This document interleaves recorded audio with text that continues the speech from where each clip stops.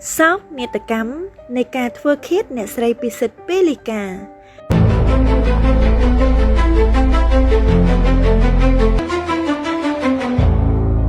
លោកអ្នកនាងជាទីមេត្រីអត្តកំបាំងដែលមិនទាន់មានចម្លើយអ្នកស្រីពិសិដ្ឋពេលលីកាឈ្មោះដើមហៅសៅចន្ទធីគឺជាតារាភាពយន្តនិងជានាដការីរបាំព្រះរាជទ្រព្យដ៏មានទេពកោសល្យបំផុតមួយរូបដែលទទួលបានការគាំទ្រ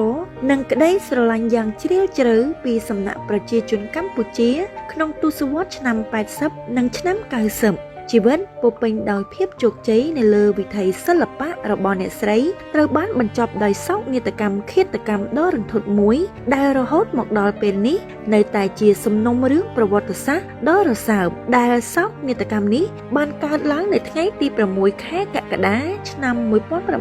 1999ខណៈពេលអ្នកស្រីនិងក្មួយស្រីអាយុ7ឆ្នាំកំពុងដើរទិញអីវ៉ាន់នៅក្បែរផ្សារអូរិស័យរាជធានីភ្នំពេញអ្នកស្រីត្រូវបានខ្មាំងកំភ្លើងមិនស្គាល់មុខបាញ់ប្រហារយ៉ាងសាហាវក្រោយពីការបាញ់ប្រហារអ្នកស្រីត្រូវបានបញ្ជូនទៅសង្គ្រោះបន្ទាន់នៅមន្ទីរពេទ្យដោយយកចិត្តទុកដាក់បំផុតប៉ុន្តែដោយសារមុខរបួសធ្ងន់ធ្ងរពេកអ្នកស្រីបានទទួលមរណភាពនៅថ្ងៃទី13ខែកក្កដាឆ្នាំ1999ក្នុងវ័យ34ឆ្នាំបើគិតមកដល់ពេលនេះគឺមានរយៈពេល27ឆ្នាំហើយមរណភាពរបស់អ្នកស្រីពិសិដ្ឋពេលលីកានេះបានធ្វើឲ្យកក្រៅទូទាំងប្រទេសកម្ពុជានឹងនាំមកនៅក្តីតក់ស្លុតយ៉ាងខ្លាំងពិសេសពិធីបុណ្យសពរបស់អ្នកស្រីមានការចូលរួមពីប្រជាជនរាប់ម៉ឺននាក់ដែលបានឈរអមសងខាងផ្លូវក្នុងទីក្រុងភ្នំពេញដើម្បីចូលរួមរំលែកទុក្ខនិងសម្ដែងការសោកស្ដាយជាទីបំផុតចំពោះការបាត់បង់តារាឆ្នើមរូបនេះការចូលរួមបុណ្យសពដង្ហែសពនិងការកាន់ទុក្ខត្រូវបានចាត់ទុកថា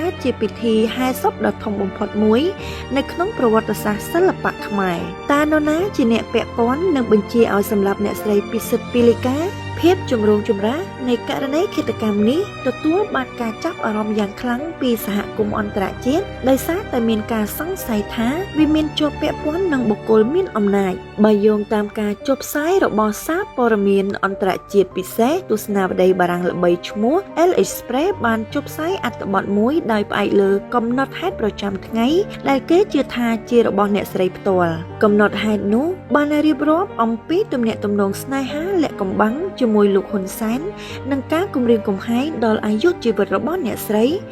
ប៊ុនរ៉ានីហ៊ុនសែនដែលរឿងរ៉ាវនេះក្រោយមកក៏ត្រូវបានបោះពុម្ពជាសៀវភៅផងដែរទោះបីជាមានការចុះផ្សាយយ៉ាងទូលំទូលាយនិងសម្ពាធពីសង្គមស៊ីវិលនៅក្នុងការទាមទាររកយុត្តិធម៌យ៉ាងណាក្តីការស៊ើបអង្កេតផ្លូវការរបស់អាជ្ញាធរពុំដែលបានបង្ហាញតម្រុយច្បាស់លាស់មិនមានការចាប់ខ្លួនឬការកាត់ទោសជនល្មើសនិងអ្នកនៅពីក្រោយខ្នងឡើយសំណុំរឿងធ្វើឃាតអ្នកស្រីពិសិដ្ឋពេលលីកានេះទោះបីជាបានកន្លងទៅជាង2ទសវត្សរ៍ហើយក្តីនៅតែជំរាលស្រមោលអន្តរការដែលពុំទាន់មានពន្លឺយុត្តិធម៌នៅឡើយហើយសម្រាប់ប្រជាជនកម្ពុជាទូទៅអ្នកស្រីមិនត្រឹមតែជានិមិត្តរូបនៃជនរងគ្រោះដោយសារអំពើហិង្សាប៉ុណ្ណោះទេប៉ុន្តែជានិមិត្តរូបនៃសិល្បៈសម្រស់និងទេពកោសល្យដែលគេឈ្មោះនឹងស្នាដៃរបស់អ្នកស្រីនឹងនៅតែរស់រានមានជីវិតនៅក្នុងក្រអៅបេះដូងអ្នកគាំទ្រជារៀងរហូតខាងក្រោមនេះជាអត្ថបទកំណាព្យស្នេហាដែលទស្សនាវដ្តីបារាំងល្បីឈ្មោះ Elle Express ចុះផ្សាយដោយអះអាងថាជាកំណាព្យរបស់លោកហ៊ុនសែនផ្ញើជូនអ្នកស្រីពិសិដ្ឋពេលលីកាសូមរងចាំស្ដាប់ដូចតទៅបងកេងសុបិននឹកដល់ក្លិនស្រីជីវិតមានន័យជួបស្រីស្នេហ៍មរតកជីវិតភ្លេចមិនបានទេចំណងបុព្វេភ្ជាប់អូននឹងបងសែននឹកគិតជីវិតស្នេហា18សីហាចាចាំជានិច្ចជាតិនេះជាតិក្រោយផ្ញើក្តីអាណិតបងសុំស្នេហ៍ពិតសុំស្រីមេត្តារៀបការគ្មានភ្លេងតែសែនមានន័យព្រោះបងនិងស្រីមានចិត្តស្ម័គ្រស្មោះលះបង់ខ្លួនប្រាណឥតស្ដាយស្រណោះបងសែនអាឡោះអាឡ័យស្នេហ៍យើងបងសែនអាណិតដល់ទឹកភ្នែកស្រីតើកម្មផលអ្វីនាំស្រីអភ័ព្វជីវិតកំព្រាវិនិច្ឆ័យប្រះព្រាត់មានប្តីចិត្តក្បត់បន្ថែមទុក្ខាបងយល់ចិត្តស្រីផ្ញើក្តីសន្តោសចិត្តជាកូនប្រុសបងត្រូវហ៊ានថា អូនត្រូវក្លាហានឆ្លងកាត់ព្យុះមាដើម្បីស្នេហាដែលអូនពេញចិត្ត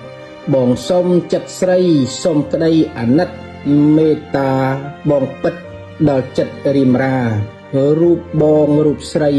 មានទុកដូចគ្នានេះជាវេរាមរតកជីវិតបើមិនបានអូនក៏បងមិនថាតែសុំជីវ៉ាកុំបិទទូរស័ព្ទអាណិតឆ្លើយឆ្លងដោយពាក្យសារស័ព្ទយើងមិនឃ្លាតព្រាត់ជារៀងរហូតគួររំលឹកថាក្រៅពីករណីបាញ់ប្រហារអ្នកស្រីពិសិដ្ឋពីលកាដែលគេចាត់ទុកថាជាសំណុំរឿងតាក់ទិននឹងរឿងស្នេហាត្រីកោណរបស់លោកហ៊ុនសែននិងភរិយាគឺអ្នកស្រីប៊ុនរ៉ានីហ៊ុនសែនដែលរដ្ឋាភិបាលត្រកូលហ៊ុនមិនទាន់រកយុត្តិធម៌ជូនដល់ជនរងគ្រោះនៅមានករណីជាច្រើនទៀតដូចជាករណីបាញ់ប្រហារប្រធានសហជីពសេរីកម្មករលោកជាវិជាព្រះតេជគុណសង្ឃប៊ុនធឿននិងសកម្មជនការពារព្រៃឈើលោកឈុតវុធីជាដើមនាងខ្ញុំធា